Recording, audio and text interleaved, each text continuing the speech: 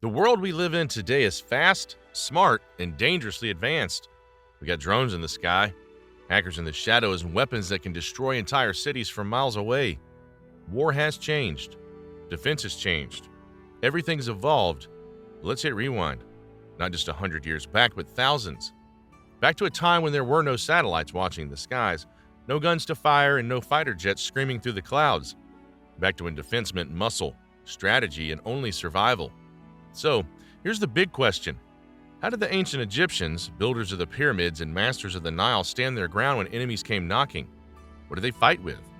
How did they protect what was theirs?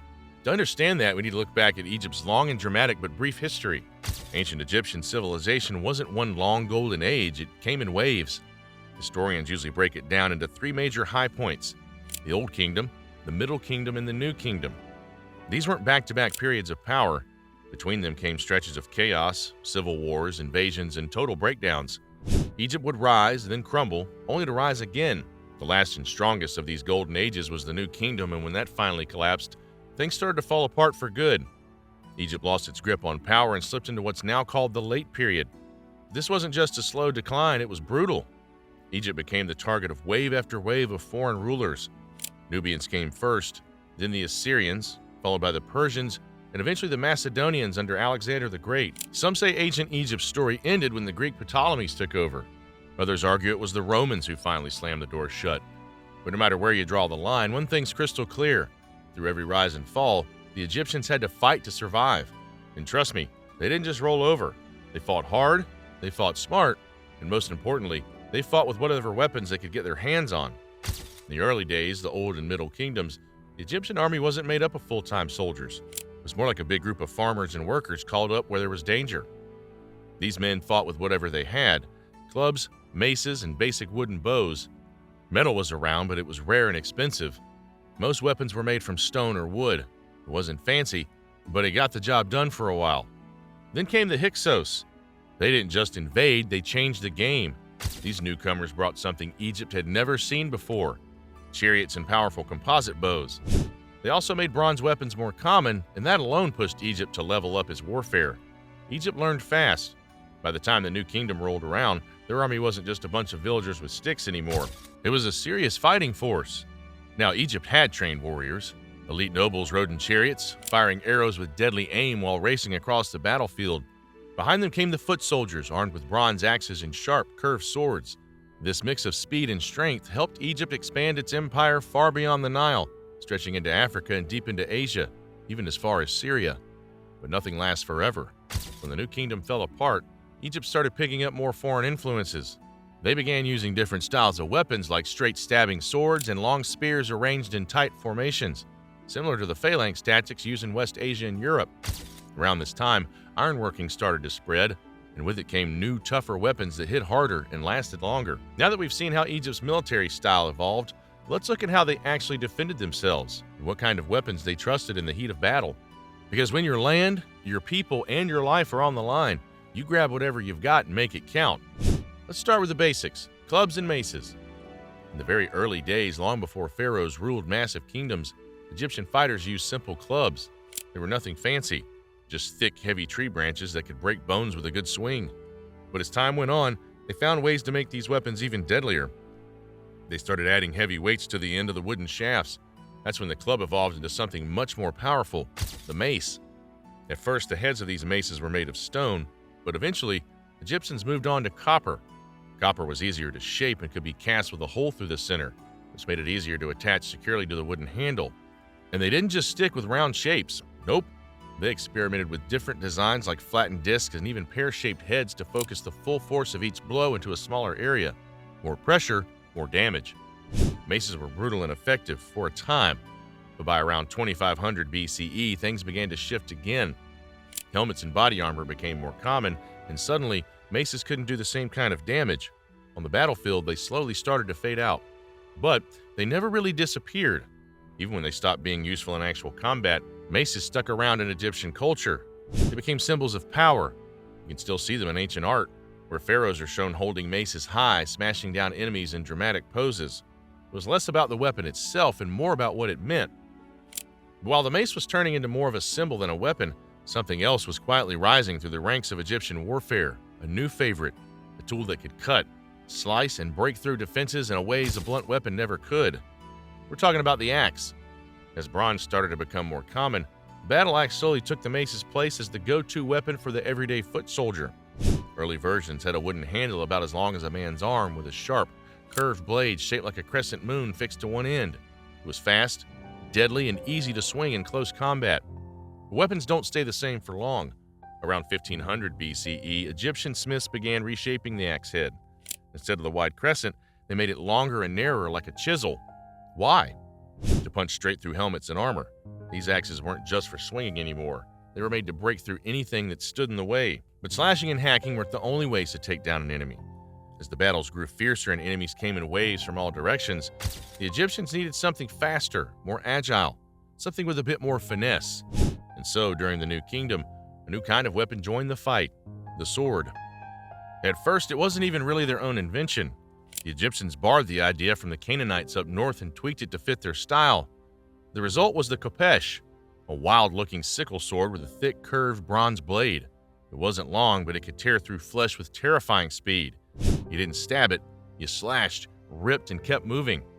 Then came the Sea Peoples, fierce invaders who stormed Egypt's shores around the 1200s BCE. They didn't come empty-handed. They brought with them a new style of sword, straight, sharp on both sides, and long enough to reach deep. These swords could stab just as well as they could slash, giving soldiers more ways to strike in the chaos of battle. The Egyptians saw the value instantly. They started using these new straight blades, but didn't toss out the old ones. Both styles had their place. In fact, a painting from the time of Ramses III around 1160 BCE shows it all in action.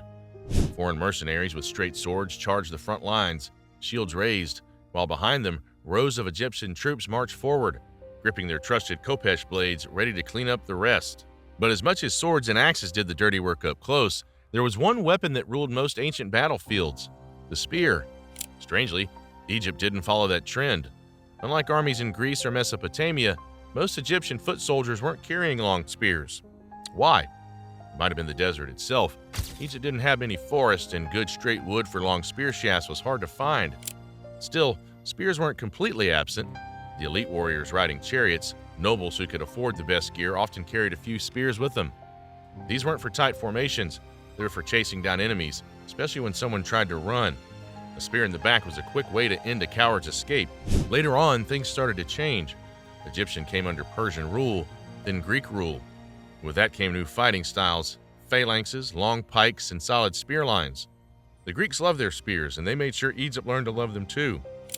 One Greek writer, Xenophon, even described Egyptian soldiers using the same kind of tight spear formations as his own men. Of course, that meant someone had to bring in all that wood because Egypt's desert still wasn't growing any trees. Of course, you can't talk about ancient warfare without mentioning the bow, the one weapon that could strike from far beyond the chaos of sword fights and spear charges. The Egyptians always understood how useful bows could be. In the early days, they used simple wooden bows that shot arrows tipped with flint. It wasn't fancy, but it worked. Then everything changed when new blood poured into Egypt, namely the Hyksos, around 1650 BCE. These outsiders didn't just bring trouble, they brought game-changing tech. One of the biggest upgrades? The composite recurve bow. This wasn't your basic wooden stick anymore. These things were built tough, horn on the inside for power, sinew on the outside for snap, and all of it glued together tight. And then when they weren't strung, they curved backward, giving them the trademark recurve shape. Pulling one back took real strength, but in return, they hit harder and flew farther than anything Egypt had seen before. Around that same time, flint arrowheads got the boot. Bronze took over, sharper and stronger, able to punch through armor way better. With that, the bow got a promotion. It became the new main weapon of Egypt's chariot warriors. These were the kings of the battlefield during the New Kingdom. Fast, deadly, and loud. A chariot didn't need perfect aim. It just needed speed and chaos. Dozens of them would roll in hard, raining arrows on the enemy. Even if most missed, it didn't matter. The volume alone could crush morale. Foot soldiers couldn't keep up, and if anyone tried to run, the chariots had backup long spears ready to finish the job. And once the enemy was rattled or on the run, the real storm began. That's when the infantry came in, blades flashing, swords, axes, maces, smashing through whatever was left. While bows were clearly the stars of long-range combat, they weren't the only ones throwing pain from afar. Javelins made an appearance too, but not often. Same issues as with spears. Egypt's dry land didn't have enough tall, straight trees to make them in large numbers. Slings were cheap, light, and simple. Some soldiers used them to whip stones at the enemy, especially during skirmishes or sieges where they could arc shots right over the walls.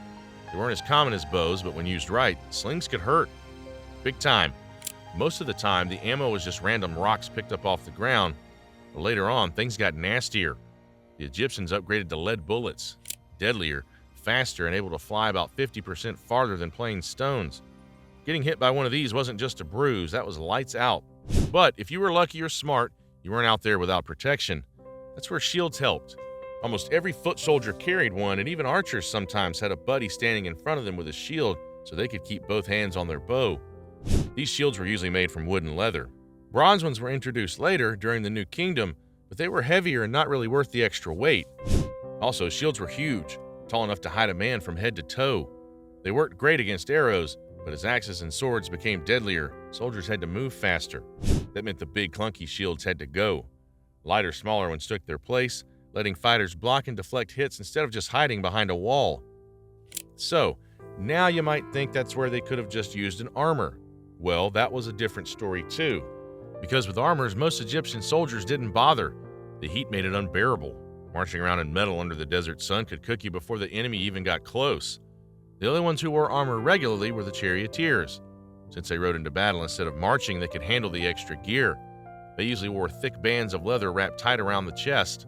Some high-ranking warriors and pharaohs went a step further, showing off with fancy scale armor, leather covered in rows of small bronze or iron plates.